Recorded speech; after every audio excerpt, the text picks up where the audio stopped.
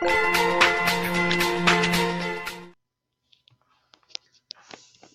morning and Assalamu alaikum. Dear students, I am Mudassir Ahmed, facilitator of English language. Our today's topic is narration. What is narration? Let's discuss about narration.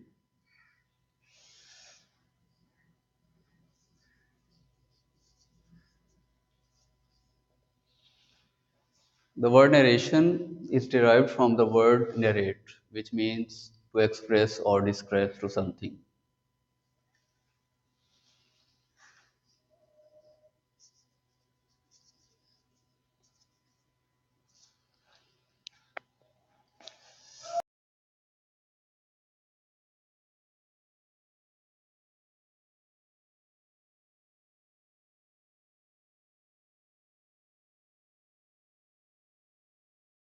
Narration means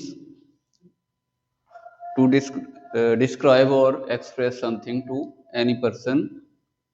it means जब हम एक चीज़ किसी भी शख्स से सुनते हैं, for example किसी एक शख्स ने किसी से हम या मुझे कह दिया किसी ने कोई भी बात, अब मैंने वो आगे नरेट करना है उसको, मतलब रवायत करनी है, बयान करना है, तो उसके लिए जो हम इंग्लिश लैंग्वेज में हमारे पास एक वे है, वो क्या है? Narration. There are two types of narration. मैं एक्सप्लेन कर देता हूँ आगे डिटेल में।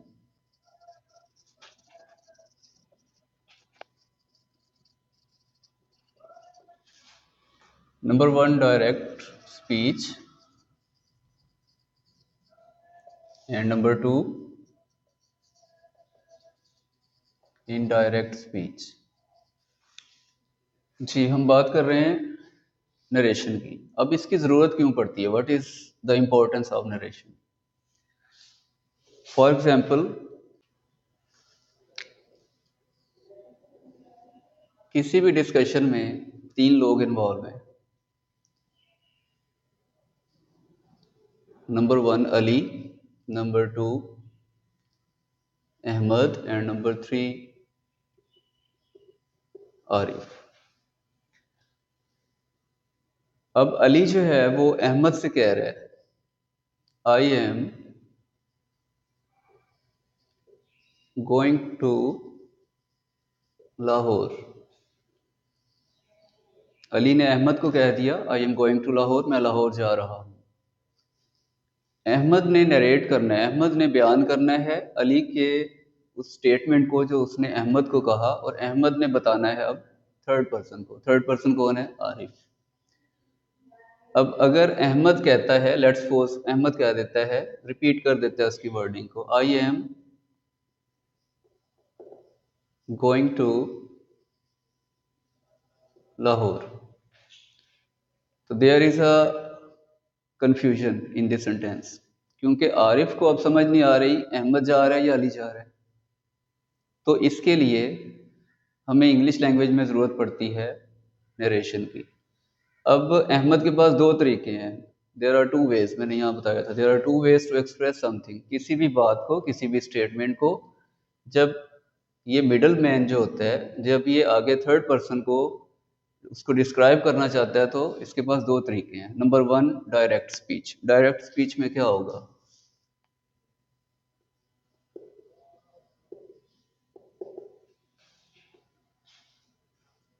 ये जो वर्ड्स हैं अहमद ने अपनी तरफ से ऐड किए हैं, ठीक है। अहमद ने कहा, अली सेड, अली ने कहा, I am going to Lahore, मैं लाहौर जा रहा हूँ। इधर अब आप नोट करें कि ये जो हमारी इन्वर्टेड कॉमास के मिड में जो हमारा ये सेंटेंस है, ये सेम वही सेंटेंस है जो अली ने यहाँ पर बयान किया था। अब अहमद उसको आगे आरिफ को बता रहा है, तो उसके लिए उसने पहला तरीका कौन सा किया? नंबर वन, उसने डायरेक्ट स्पीच यूज़ की है। ये हमारी है डायरेक्ट स्पीच, कि उसमें उसने कोई भी तब्दीली नहीं की उसके वर्ड्स में, बल्कि थोड़ी सी एडिशन उसने एक और स्पीच साथ ऐड कर दी है। अब ये जो डायरेक्ट स्पीच होती है, direct speech have two parts. Number one, without inverted commas, and number to, with in inverted commas. तो वही से this type reporting speech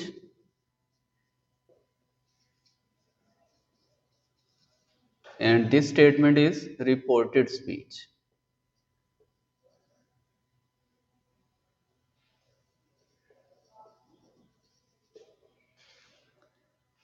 मतलब हम कह सकते हैं कि जो वर्ड्स अली ने कहे थे वो है रिपोर्टेड स्पीच। रिपोर्टेड मीन्स जो ऑलरेडी रिपोर्ट हो चुकी है, ऑलरेडी जो पास्ट हो चुका है, जो बताया जा चुका था। और reporting speech means these are the words that includes Ahmed, जो अहमद ने अपनी तरफ से उसमें एडिशन की है ताकि आरिफ को क्लियर हो जाए कि ये जो लाहौर जाने वाली बात है ये अहमद की नहीं है बल्कि अली की है। ये नंबर वन फर्स्ट वे हो गया। नंबर टू, सेकंड वे क्या है? Indirect speech. इनडायरेक्ट स्पीच में क्या करेंगे?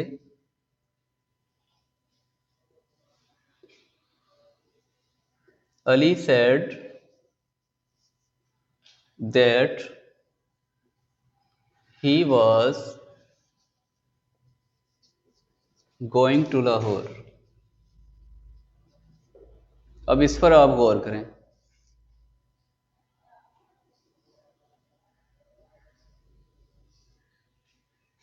ये हमारे पास कुछ वर्ड्स हैं जिसको हमने अलिटरेट किया है।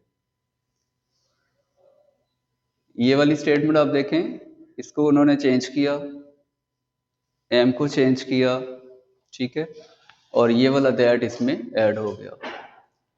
तो फर्स्ट वे है उसका direct speech. Direct speech means,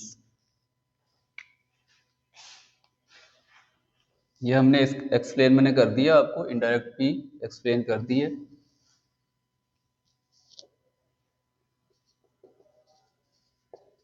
direct speech and number two indirect speech.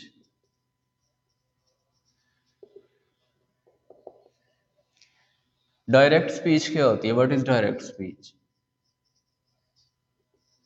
Conveying any message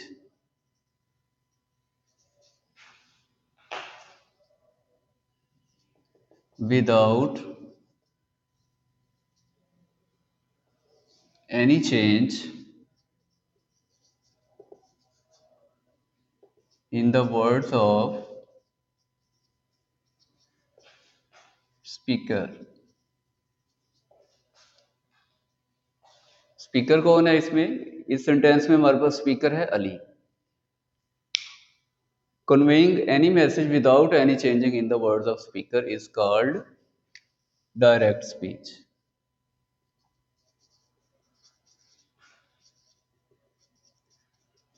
कि अगर हम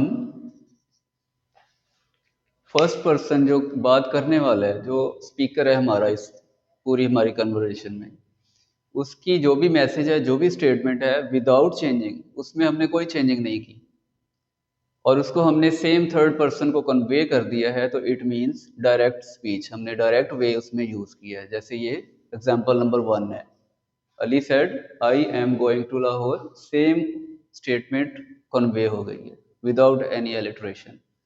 number 2, indirect speech. What is indirect speech?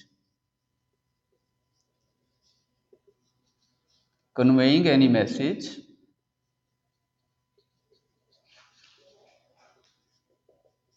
with some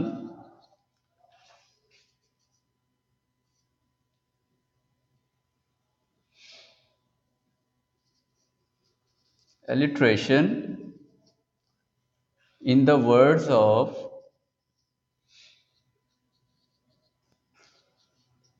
the speaker is called indirect speech। Example number 2, कि जब हमने किसी भी statement को change किया है, वर्ड्स को चेंज किया, उसका मीनिंग नहीं चेंज होगा। ठीक है, जब हमने उसमें किसी भी कुछ वर्ड्स की अलिट्रेशन कर दी है, उसको चेंज कर दिया है, वो चेंजिंग्स के कुछ रूल्स हैं, आगे हम अभी डिस्क्राइब करते हैं उनको भी। तो अब मैं इसको एक दफ़ा रिपीट कर देता हूँ, फिर उसके बाद इसके रूल्स पर आते हैं। तो नरेशन क्या होती है? Narration is derived from the word narrate, which means to express or describe something. There are two ways to express something, direct speech and indirect speech. Examples के साथ मैंने आपको बता दिया है, उसकी डिफाइंस भी कर दी हैं। अब आ जाते हैं इसके रूल्स पर। जी स्टूडेंट्स, हमारा आज का टॉपिक जो था नरेशन, तो हमने इसमें डिस्कस किया है, डिस्क्राइब कर दिया हमने नरेशन को और उसकी दोनों वेज को, इनडायरेक्ट और डायरेक्ट फॉर्म दोनों को, और फिर उसके एग्जांपल्स भी। नेक्स्ट हम इसके रूल्स और उसमें कैसे चेंजिंग करनी है जब हमने डायरेक्ट से इनडायरेक्ट फॉर्म में आना है, तो ये हम नेक्स्ट हमारा जो लेसन होगा उसमें इंशाल्लाह डिस्कस करेंगे। अल्लाह हाफिज़। जाना है जाना सितारों के पार, दुनिया को दे